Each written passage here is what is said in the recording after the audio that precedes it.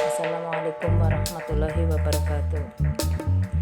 Pada kesempatan kali ini saya akan menerangkan materi keanekaragaman hayati. Kompetensi dasar pada materi keanekaragaman hayati ini menganalisis berbagai tingkat keanekaragaman hayati yang terdiri dari keanekaragaman gen, keanekaragaman jenis, dan keanekaragaman ekosistem di Indonesia beserta ancaman pelestariannya.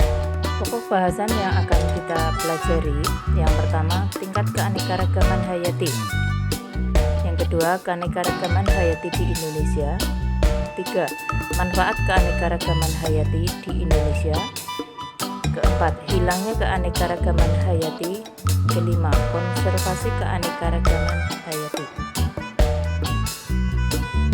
Kita bahas satu persatu dari keanekaragaman hayati.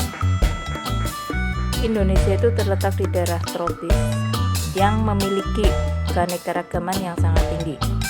Tingginya keanekaragaman hayati yang ada di Indonesia itu terlihat dari berbagai ekosistem yang ada di Indonesia seperti ekosistem pantai, ekosistem laut, ekosistem hutan tropis, ekosistem padang rumput, dan ekosistem terumbu karang.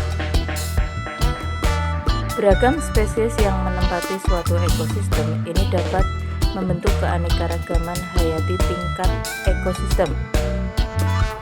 Nah, sekarang apa yang dimaksud dengan keanekaragaman hayati?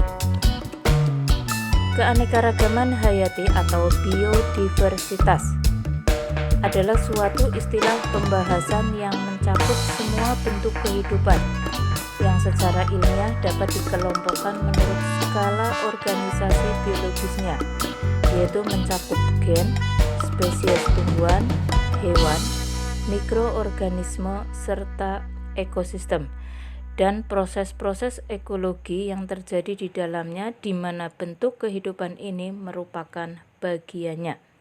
Nah, itu pengertian keanekaragaman hayati.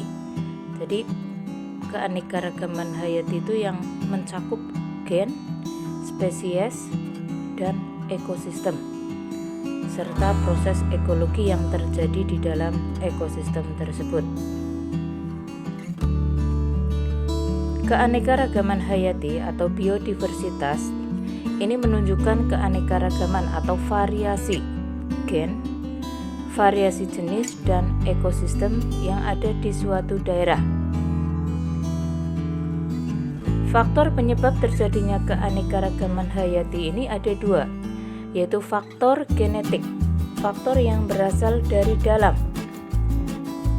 Terus yang kedua, faktor dari luar, biasanya lingkungan. Faktor genetik yang berasal dari dalam itu bersifat stabil atau relatif, konstan, tetap. Pengaruhnya terhadap morfologi atau bentuk luar dari makhluk hidup, misalnya kayak rambut keriting, terus hidung mancung, terus kulit kuning langsat, kulit putih, bentuk tubuh tinggi, pendek, itu sifat morfologi. Sedangkan faktor luar pengaruhnya itu relatif labil, bisa berubah-ubah terhadap fenotip organisme. Fenotip itu tadi sifat yang tampak, itu dipengaruhi oleh lingkungan. Misalnya gen yang diturunkan dari orang tua itu gen yang baik-baik, tetapi anak tersebut itu nanti bergaul dengan lingkungan di luar, dengan anak-anak yang nakal, nanti otomatis anak tersebut akan terbawa oleh sikap di mana dia bermain dengan teman-temannya. Misalnya kalau tumbuhan yang biasa habitatnya di dataran tinggi, kemudian nanti akan dipindah di dataran rendah, itu juga akan memiliki morfologi yang berbeda. Itu faktor genetik dan faktor lingkungan yang berpengaruh terhadap keanekaragaman hayati. Di sini keanekaragaman hayati itu terdiri dari 3 tingkatan. Yang pertama, keanekaragaman tingkat gen. Yang kedua, keanekaragaman tingkat jenis atau spesies. Dan yang ketiga, keanekaragaman tingkat ekosistem. Kita bahas satu persatu dimulai dari keanekaragaman tingkat gen. Keanekaragaman tingkat gen, ini saya ambil contoh misalnya variasi bunga krisan. Variasi bunga krisan itu ada yang berwarna putih, ada yang berwarna kuning, ada yang berwarna merah. Nah, itu keanekaragaman. Itu dari satu jenis, yaitu bunga krisan. Kemudian variasi warna rambut pada kucing.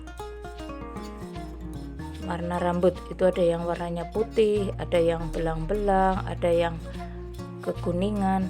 Itu keanekaragaman tingkat gen. Nah, yang dimaksud dengan gen itu sendiri itu apa? Gen itu merupakan substansi terkecil atau unit dasar yang membawa faktor keturunan. Jadi itu diturunkan dari induknya, dari orang tuanya. Nah, perbedaan gen atau variasi gen pada makhluk hidup itu nanti menyebabkan sifat genotif itu yang dari dalam, dengan sifat fenotif, sifat luar, morfologi, pada makhluk hidup itu mengalami perbedaan. Misalnya, kalian dalam satu keluarga itu misalnya memiliki 3 saudara. Nah, dari ketiga itu pasti akan terdapat perbedaan. Baik perbedaan warna kulit, perbedaan rambut, bentuk rambut, hidung, atau mungkin sifat yang tidak tampak. Terus contoh lain misalnya anak kembar. Anak kembar itu kan dari satu, ibaratnya keluar bareng, tapi nanti pasti akan terdapat perbedaan, baik perbedaan sifat yang tidak tampak maupun yang sifat tampaknya atau morfologinya. Keanekaragaman tingkat gen itu dapat terjadi karena perkawinan antara makhluk hidup yang sejenis. Yang sejenis itu satu spesies, satu jenis. Misalnya kucing ya dengan kucing. Jangan misalnya kucing dengan kambing atau dengan kerbau, itu bukan sejenis. Itu perkawinan antar makhluk hidup yang sejenis atau satu spesies.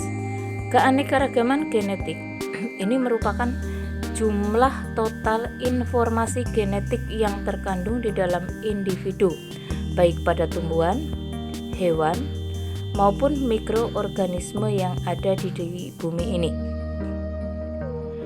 Nah, keanekaragaman gen ini juga merupakan variasi atau perbedaan sifat dan penampilan individu-individu di dalam satu varietas atau antar varietas dalam satu spesies.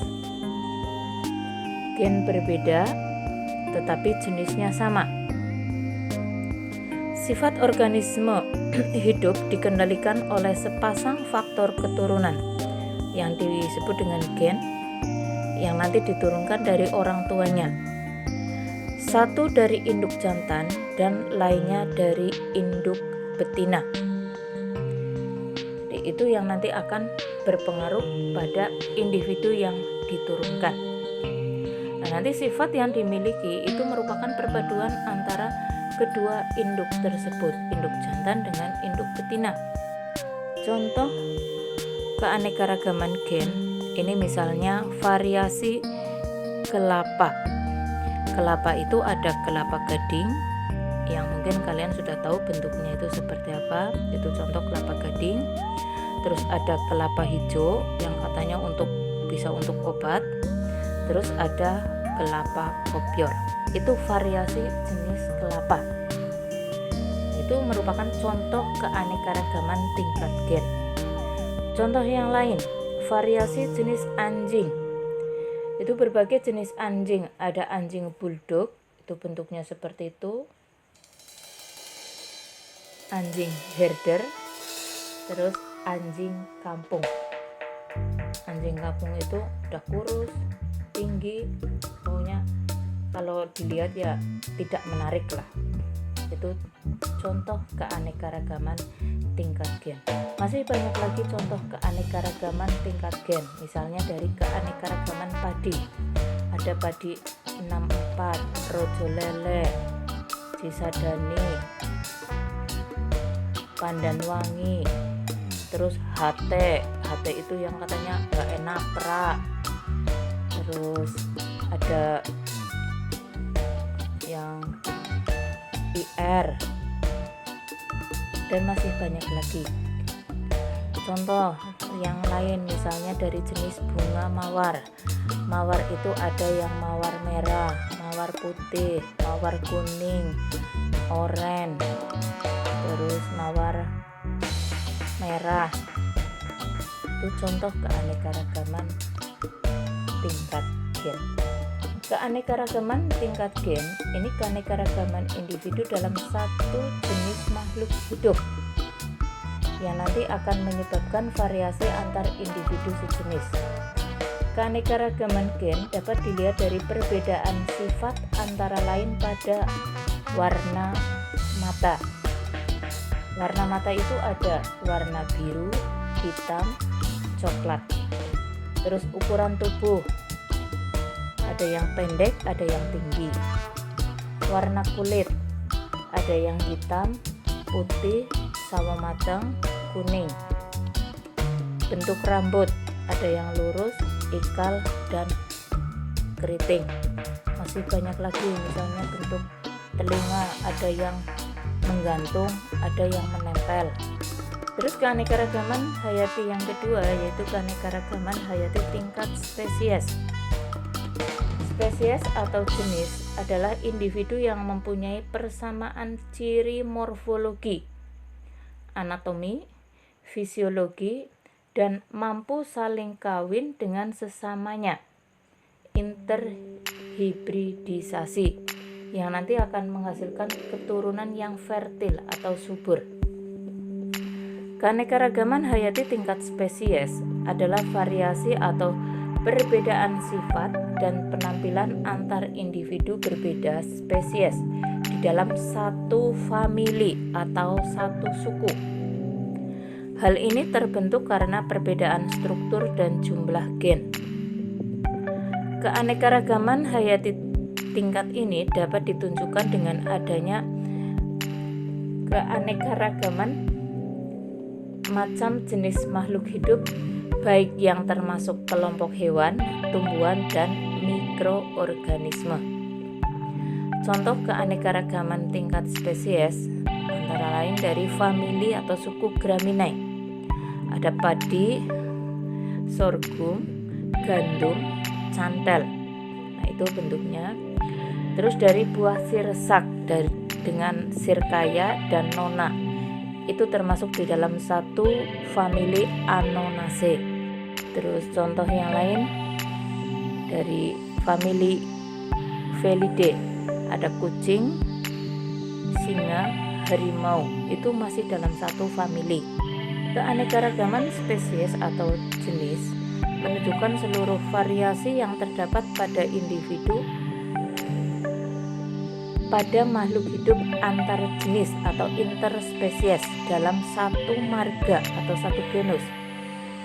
Keanekaragaman jenis lebih mudah diamati daripada keanekaragaman gen, karena perbedaan antar spesies makhluk hidup di dalam satu marga itu memiliki ciri-ciri yang lebih mencolok daripada perbedaan antar individu di dalam satu spesies.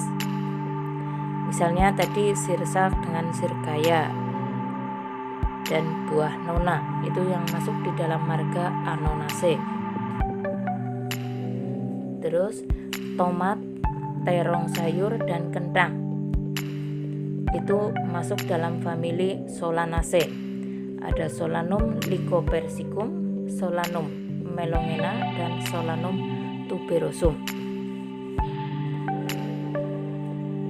Terus yang ketiga, keanekaragaman tingkat ekosistem.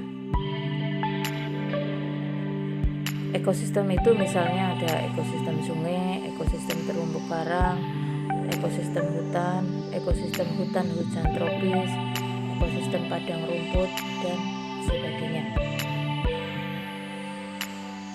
Nah, yang dimaksud dengan ekosistem itu sendiri itu merupakan suatu sistem yang di dalamnya terdapat interaksi antara komponen biotik, komponen yang hidup, dengan komponen abiotik yang tidak hidup yang nanti membentuk suatu kesatuan.